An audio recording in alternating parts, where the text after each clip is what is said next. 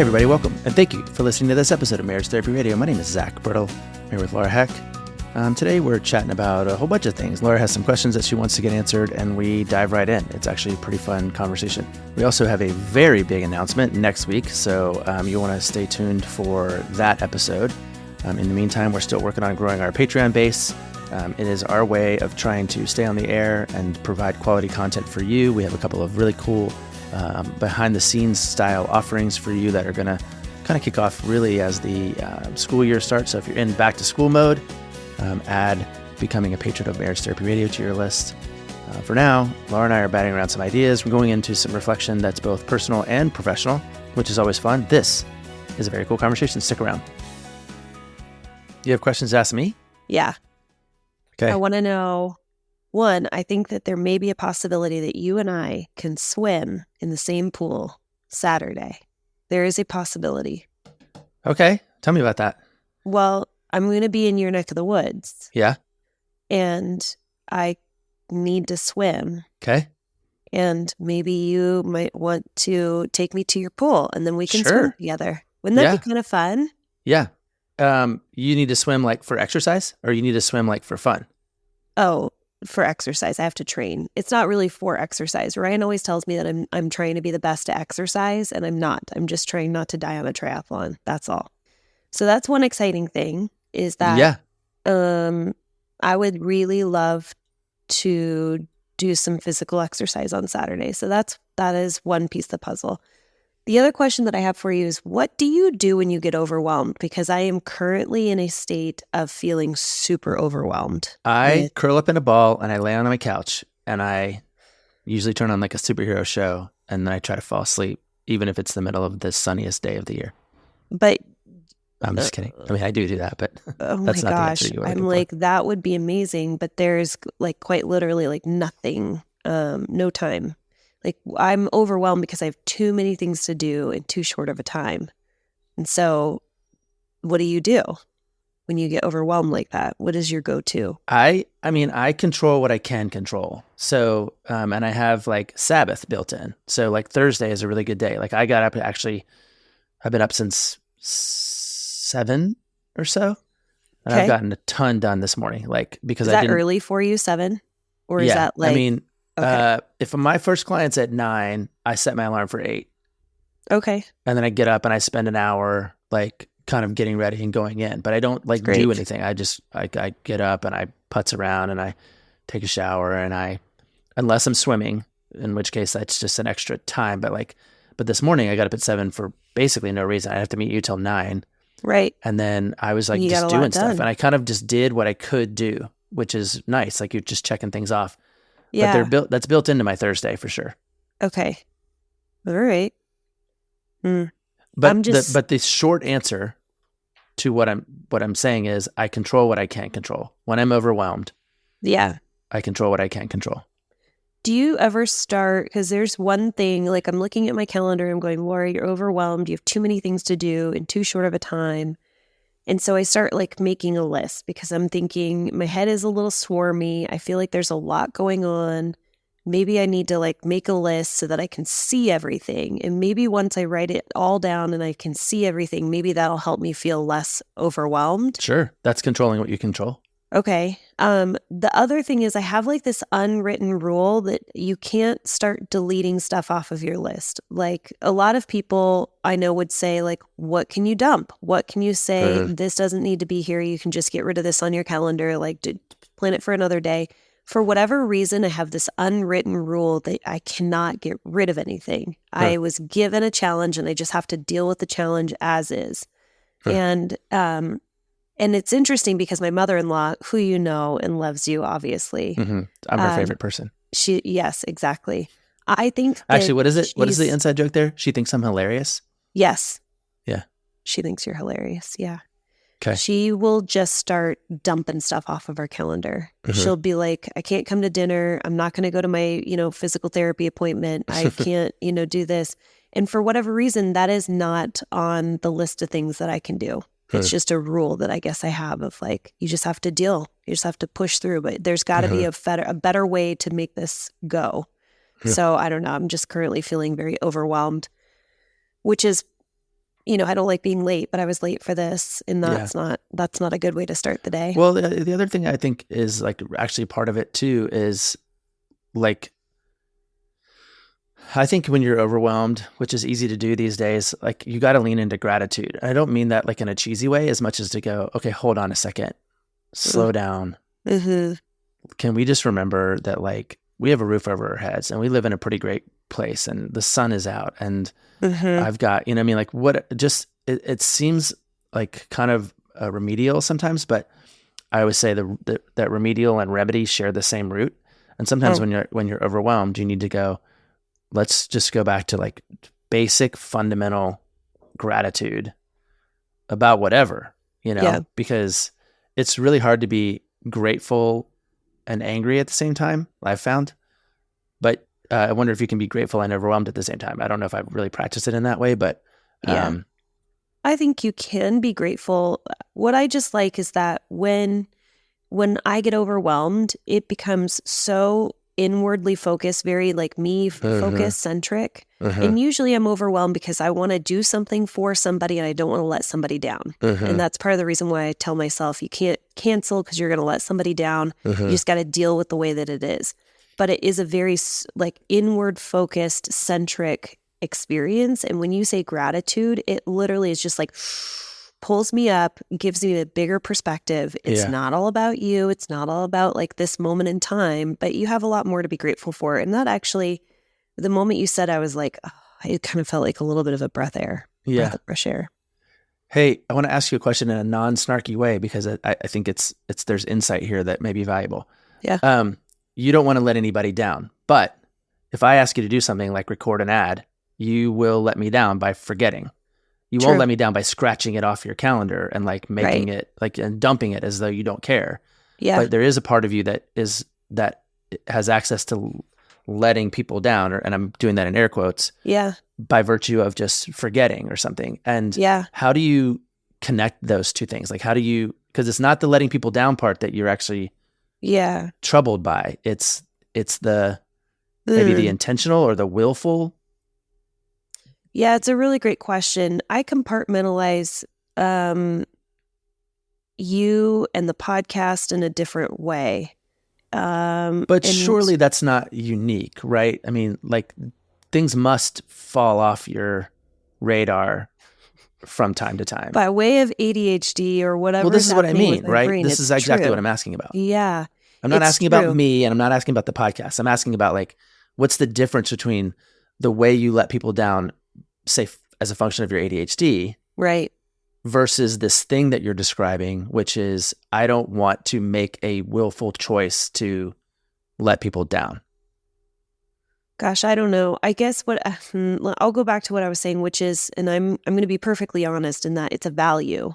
So in my mind, when I said like I need to write things down and categorize them, part of what I'm doing is I'm trying to order the order of importance and value. What is the value? So in my mind, I'm thinking about doing and this is going to sound awful, but it is, for whatever reason, this is the way that it is in my mind, is like, hey, can you read this ad for me? Part of it is that I've got a day to do the ad. And then in my mind, I also you have to go get a birthday present for our son's, BFF. In my head, I kind of I think more about the birthday present. Sure. And I don't know why. I don't know why it is, but I think that it has something to do with value. Like, I feel like we have like an innate, maybe it's like a trust built up, or I feel like maybe I have a little bit more flexibility with you, or if I drop the ball, you're going to pick it up. But I don't, there's not like another mom that's going to drop, and I don't know. Okay, but what about like, do you do this with Ryan? Like, do you have the same, because of the trust and stuff that you have built up, do you sometimes drop things that he has asked you to do? Or that becomes like an innate expectation? Probably, but not often. I don't drop things very often. I have a history of dropping things with you. Yeah. This is kind of interesting. Like, you and I have this relationship where it evolved, where before I felt like I was like pretty dang reliable and I had a lot of integrity and I said what I did and I did what I said. And now I'm especially when it comes to reading commercials. Yeah. It is our favorite thing because we do love to like shill for other companies to support us, which, by the way, it's really important. It's not our new strategy. Our new strategy is to provide quality content through our Patreon subscription. Absolutely. Yeah. We're not making fun, but this is a moment that we're in, and we're trying to figure out how to actually bring value in ways that actually meet people where they're at. And sometimes it's not ad reads, right? And I get that. And so. Yeah, I don't know. It is really interesting, though. I do have some friends also, and not to say that this is the case, because I think that you have always been pretty reliable and on the ball, aside from maybe like being on time. That's not always the case for you. Says the girl who was 8 minutes late today. I was, but here's the thing. It's fair. It's fair. I was just explaining this to a client of like, how do you build trust with people that don't know you're trying to build trust? And I said, when somebody says, hey, I'm going to, like you text them, they say, I'm on a call right now. I'll give you a call in 10 minutes. And then they return your phone call in 10 minutes. I want for you to like tally up. These are the ways in which people are, showing up and they're saying they're going to do something. So to be fair, yes, I was late, but I also said, I'm going to be. You were highly communicative. Yeah. I tried really hard to let you know that I was going to be late. Yeah. I do have people in my life where if they have been flaky with me, it almost gives me permission to be flaky with them. I treat them the way that so I'm not saying that you've been flaky with me by any means, but I do find that I flake on you a lot more than I flake on other people. Well, and there's probably a measure of safety in that too, right? Like that is like what the places that you can relax, you can relax, and maybe that's okay because you're not gonna, because the consequences aren't that high, and I'm not gonna rip you a new one or fire you or like, or vice versa. I mean, I get that part. So I think it's a curious inquiry. I think it's worth like batting around because there's like what I always say is there's information there. Like there's just information available to us when we literally think like, why is that like this and not like that? That's interesting, Yeah. So. I had a story that I wanted to share with you, and this is part of like I had questions for you. Yeah. I've been doing I think I've been leaning a little bit more into using my body in session and paying attention to my body and paying attention to how I'm feeling to be able to reflect and see how I might be perceiving my clients, because I find that like there's a lot of poker faces. And so yesterday I had an overwhelming emotional experience, and I wouldn't say overwhelming because I actually was able to contain it, but I would just say that like I don't normally cry in session, but I like openly cried and really tried to hold it together. But I was doing something quite powerful in that I was intentionally tuning into my body. And what happened was I invited the emotions to come out with it. And so I was working individually. This was kind of fun. Individually with one of my clients, and we're working on some trauma from his job. He is, I'll just like in general just say he's a first responder. And there have been some, and I have to like caveat this, is that he has tried to find a therapist that works for him, that's going to be the best fit for him, and he just hasn't been able to connect. And so when somebody says, Laura, I haven't been able to connect with another therapist, but I connect with you, I trust you, and I want to work with you, I'm not going to turn that person down, because I do think that though I don't have this history and background as an individual therapist, I still think that trusting relationship can carry you through doing really solid work with another person, even if I don't think I'm the best, most qualified human being to do that.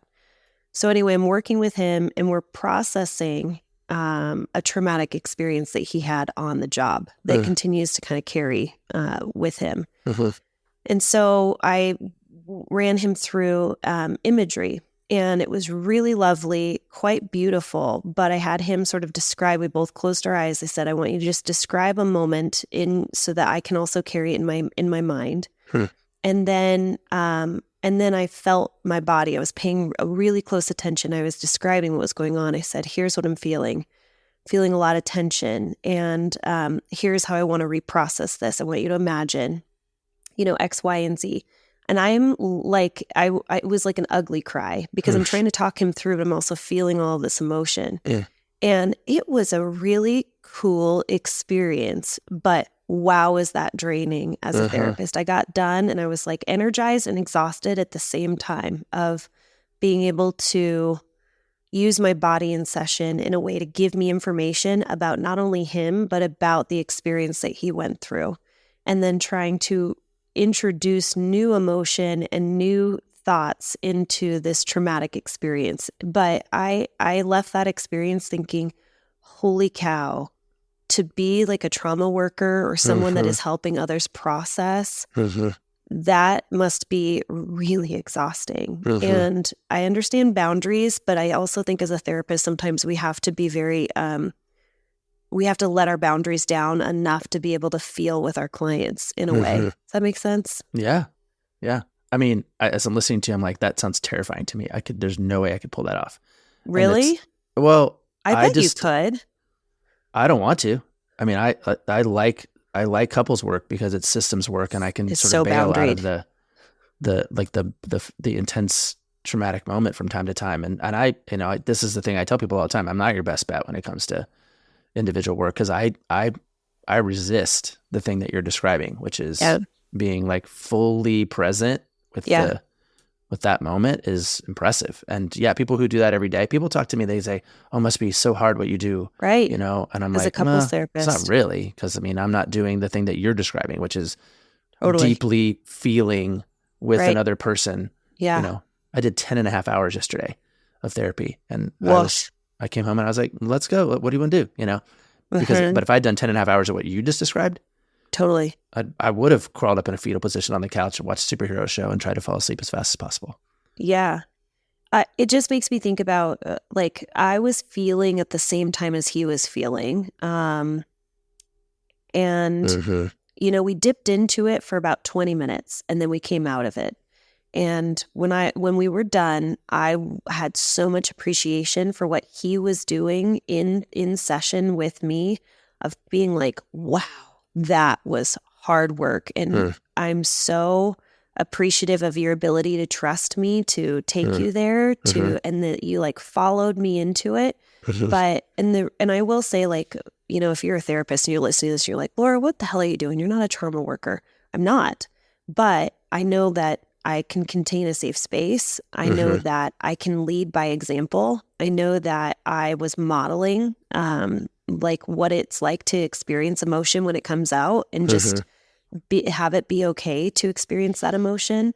And so, I had a lot of appreciation for him. And then in the same way, like, do you ever get exhausted by going to therapy and working with your therapist? Yes. I have an appointment today that I am like I do not want to go to because I know it's going to be exhausting, and I'm. Yeah.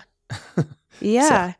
It just gave me a lot of appreciation for my clients. And I know that they're already exhausted. By the time they're sitting in my office, they are exhausted in their relationship. You know what I think about sometimes that I have to remember? Like, I did 10.5 hours yesterday. I don't know how many couples I had, maybe 7. But to me, it's like, I mean, I just rattled those numbers off, right? But for each one of those couples, it was the biggest hour of their week. Right. 100%. It's like the most important thing they did all week, the most expensive thing they did all week, the most consequential thing they did all week. So even just staying like really attuned to that for them is, I don't want to call it work. That's actually just responsibility, but it is part of the gig because it is what people are doing when they're really being thoughtful about their relational stances is exhausting for sure. Yeah. My clients have just been on fire. It has been probably the toughest 2 weeks in a long, long time where every couple that I've had has basically just been like, Laura, this is the worst we have ever felt. And it's hard as a therapist, just like from my point of view, it's hard to not get down on yourself and be like, what am I doing? Like, how am I impacting these couples? And the other thing is, it's really interesting is like, I know that there is an ebb and a flow. And for whatever reason, like all of my couples are down. Sometimes I just want to say, like, be patient and do what you can do kind of in this moment. Like when I said, Zach, I am overwhelmed in this moment. What can I do to help myself feel less overwhelmed? It's like when my couples are on fire, my instinct is to be like, stop everything. Slow down. everything down Yeah. and tend to yourself. Go inside and just do what you need to do to make yourself feel better. If that means going on a solo road trip by yourself to be able to just self-soothe, slow down, put a pause, that I think is going to be the most helpful piece. And so I've been doing a lot of individual work of basically saying, we're not doing couples work right now. It is overwhelming. And I'm not going to continue to just bring the two of you together and have it be more fire on fire. Let's do some work on just slowing everything down with you as an individual and have you turn inward and decide, what can I do to help myself feel better right now?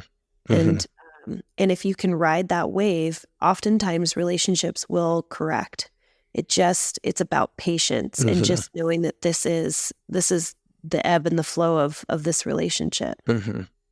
No, I'm pro that. You know that I have a very, very strong bias for taking care of your own shit, like taking care of your side of the street in terms of like the way you show up relationally. And that doesn't strictly mean don't do your negative stuff. But if you're overwhelmed and you need to recharge or soothe, then by all means, like don't try to do really hard relational work when you are caught up in the overwhelm or caught up in the chaos. And that's people aren't used to it. They're not used to taking care of themselves, just as you described. You're so worried about other people or letting other people down that you forget sometimes that the best way you can not let people down is if I take care of your stuff. But an interesting lesson to learn. I was just talking yesterday to one of these couples, and we kind of stumbled onto this slow down theme, and I want to offer it here because while it is important to take a moment to take care of yourself, like this other side is relevant, and I learned it was relevant because the couple themselves were like, oh my gosh, that is profound. That's going to change everything for us. And it was basically, very specifically, they were a blended family couple with older children. One of the youngest of the oldest children is 17, still lives in the house. They were coming over to see me for the first time, and they got in a fight about whether or not to tell the 17-year-old what they were doing. Or should we tell? Like, oh no, I don't want to tell her because I don't want her to worry. Oh, I would tell her because it's a good idea, And they just started to, and they got like immediately they got into the who's right, who's wrong. Why would you tell her? Why wouldn't you tell her? Are you a good person? Are you a liar? Like, I'm not going to lie to her. Well, I'm not talking about being a liar. I mean, it just spun out like so quickly. Yeah. And I was like, just imagine though, if you guys had an awareness of what was happening, and you realize like, I'm not going to tell her. Why? And you instead of going, well, because I did, you just slowed it down. You just slowed down and said, well, hold on. I'm not sure I understand your question. Are you saying, why the hell wouldn't you tell her? Or are you saying, sweet girl, I don't understand your philosophy there. Why don't you let me know more about it? Because in the chaos, we often will hear the first one, and maybe the second one is the one that's being, regardless, if you slow down and you just go, what is the thing we both want here? Yeah. We both want to raise an emotionally intelligent kid who's not freaked out about the fact that our parents are in therapy. Okay. Yeah. Well, we might disagree about how to do that, but we're not in, if we slow down long enough to realize that like we actually do agree about, we're looking out for what's best for this kid. Yeah. Then you can kind of let the whoosh pass over you and go, I love hearing you use your RLT language. Well, I didn't even mean to, but like I got in trouble the other day because this is a little bit of a different sidebar, but because I was counseling a client to like put her shoulders back and strengthen her spine and like go into battle. And she was like, where I come from, that's really like traumatic language, like the idea of war and battle and all that stuff. Like it's not helpful. Like it's little. And I was like, okay, fair. Got you. 100% understand. Imagine though, you were walking into the ocean. Like you can be flimsy want to get pushed over by a wave. Yeah. Like strengthen your spine, put your shoulders back, plant your feet. Yeah. Let the wave hit you because you still have to walk through the ocean. So it's a literal metaphor about how you gird yourself for the thing that's coming. So a little bit off of that thing, but if you're getting caught up either in your own personal overwhelm or in the moment, the relational overwhelm with one another. Yeah.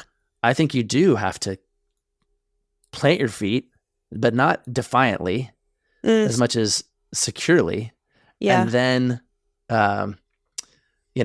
let that moment pass so that there's a calm, so there's enough calm for you to go, wait, should I go back to the beach or should I keep walking into the ocean? Do I want to do this or, Yeah. I do want to ask this question because we are relational therapists and not individual therapists. And there is a concept that I'm getting a little pushback from clients. And I think there's also two schools of thought, which is what we haven't yet said is turn towards your partner that is your anchor, that you feel is a very soothing individual in your life, that is someone that you are securely attached to, and grab hold of them and seek comfort in them. We haven't said that. What we have said is grab hold of yourself, plant your feet in the sand, and get ready to take on that whoosh, that wave. And I'm wondering what you think about that, because there are two schools of thought. Like when we teach Gottman method, when we're teaching couples how to self-soothe, it's soothe yourself and be soothing to your partner. There's two elements to it. And we haven't said that yet. And I do find that I'm more instructing people to be competent in their own self-management than to turn toward their partner as someone that can help to soothe them when they're feeling the overwhelm. Like, who can you reach for that can help ground you? We haven't said that. Well, I mean, part of why we don't say it is because I think, people who are listening to this podcast typically are listening to it because it's their partner that's agitating them. Right. It's not their partner that is soothing them, and there's this whole, are you going to be aware enough to be able to soothe or cling to, like, are you going to be stable enough? And I think that's where you got to slow down and go, wait, there's something we both want here. And I do think there's always something you both want, even if it's to avoid misery, it might be to stay married. It might be to enjoy our dinner. Another couple was talking yesterday about how they were fighting in the car on the way to a party because they didn't know how to tell the lady they were going to be late. And I was like, but didn't you both want to enjoy the party when you got there? Okay. They're like, yeah. And I was like, if either one of you at any point had said, hey, you know what we know for sure is that we both want to enjoy this party when you get here. So I don't really feel like I need to text her and tell her we're going to be late, but you do. How about we play rock, paper, scissors? Okay.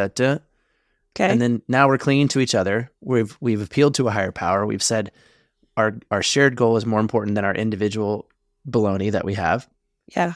And it does take, I just don't think there's any cost to slowing down, and going, how do I put some thoughtfulness in here?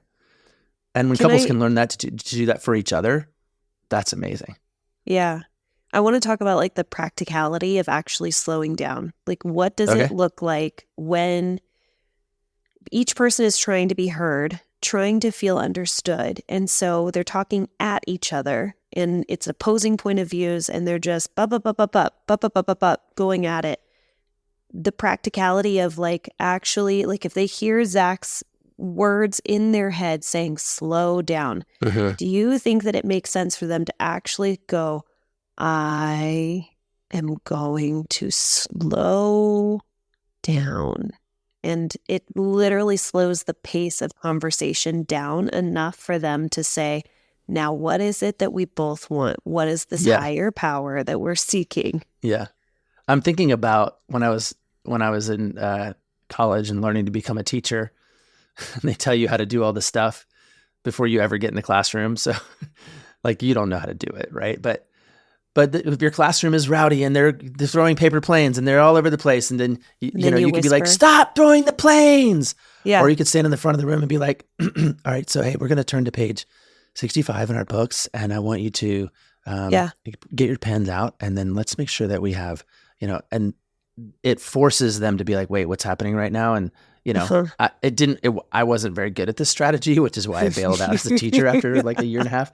But I do think that there is something to, leading through calmness, right?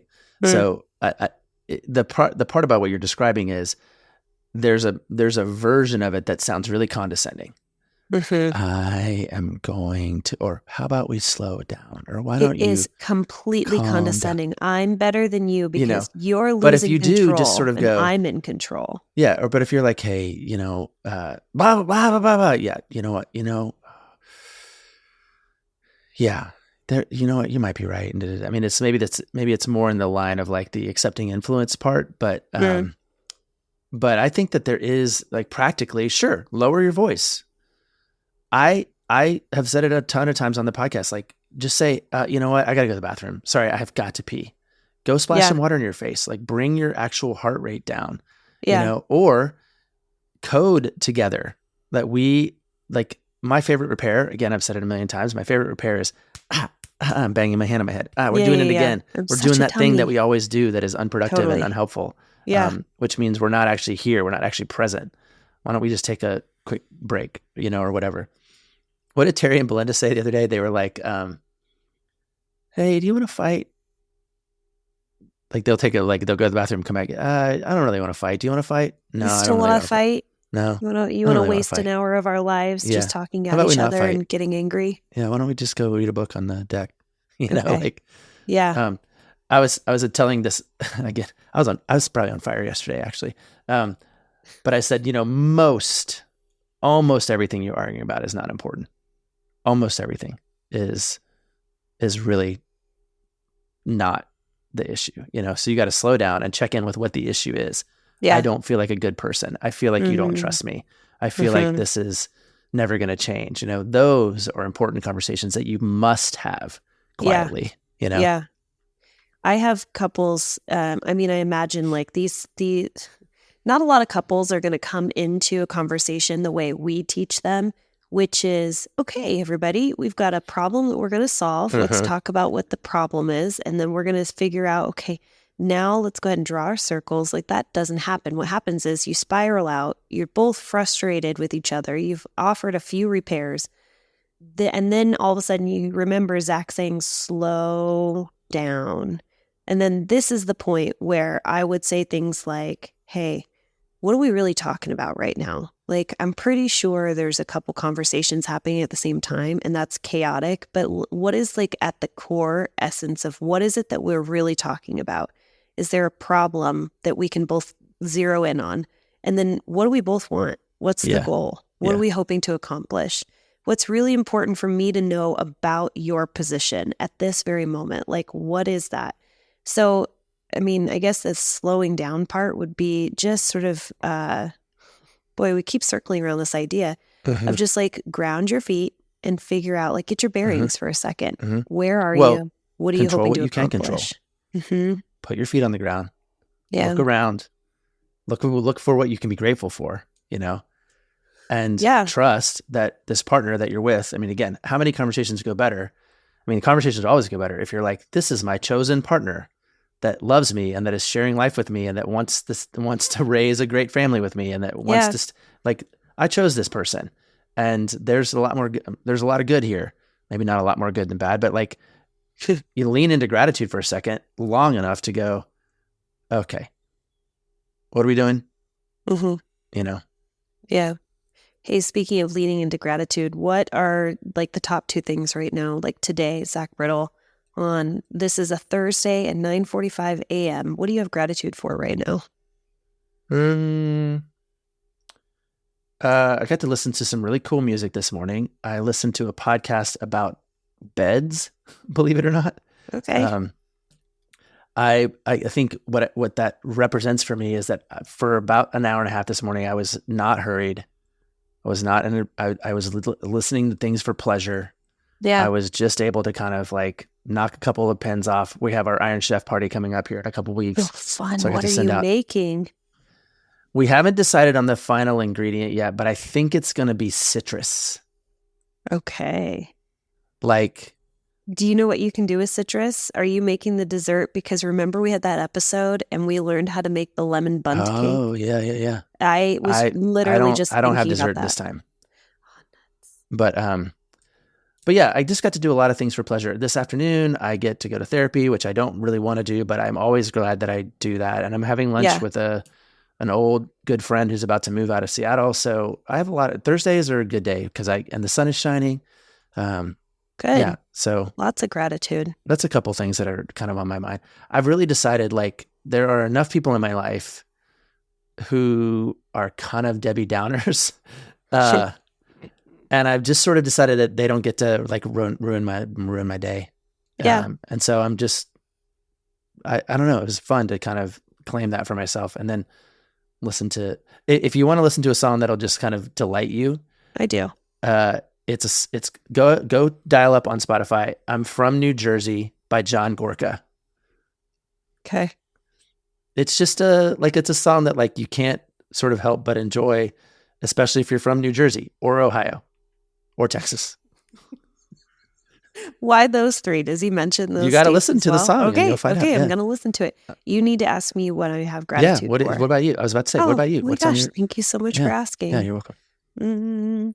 I'm having gratitude that I've been waking up and my legs have been sore, and That's cool. I really love the feeling of soreness. It's just for me, it's such a great reminder that I'm using my body the way that I think it's intended to be used, which is to be worked and to be used.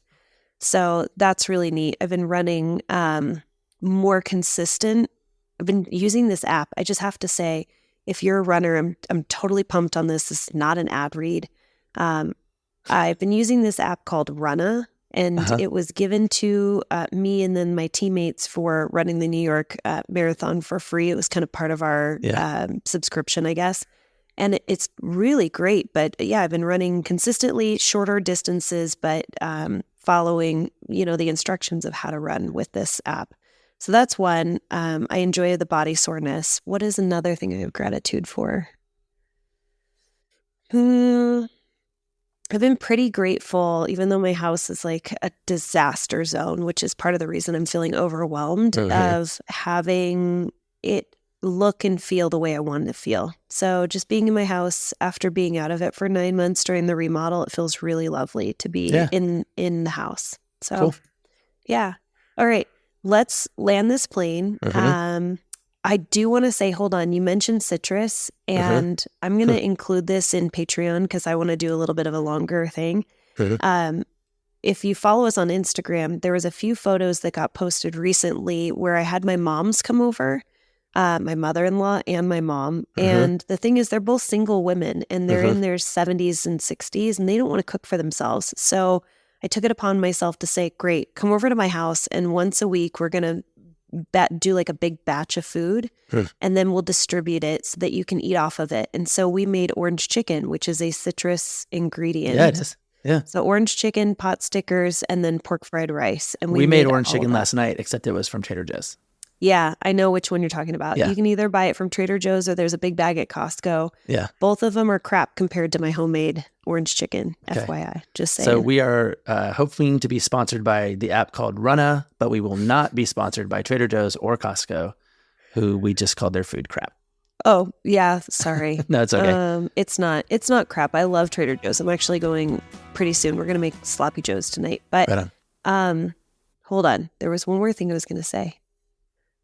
Nope, I'm done. That's it. Yes, let's land this plane. I will say, because we kind of need to continue to say that our new sponsorship strategy is sponsored by you through our Patreon page. Our new sponsorship strategy If you is have not become in case a you didn't member, we do need you to roll over to marriagetherapyradio.com and check out the options at Patreon and become a supporter so that we can stay on the air and keep bringing you cool content, which is our goal. And yeah, let's talk when we hang up about how you can come to the pool this weekend. Yeah. All right, let's do that. Okay. All right. Adios. Thanks so much for listening to this episode of Marriage Therapy Radio. I mentioned an app, which I'm enjoying. So if you also want to enjoy it, it's called Runna. It's RUNNA. And that will help you train for specific events. Just gives you, like intervals to run, paces to run. It's just a really cool way to do that. The other item to talk about is just having you check out our Patreon page. So we're putting exclusive content on there as well as interviews. Zach had mentioned an interview that we did with Terry Real and his wife Belinda. It was amazing, but that's something only our Patreon listeners can hear. So if you're interested in becoming a Patreon member, you can go to our website, marriagetherapyradio.com, and you'll see the tab there. And you can just check out the different tiers of what you can join, whether it be, $5 a month or $13 a month. Check it out. Thanks for all of your time and attention, making your relationship better today than it was yesterday.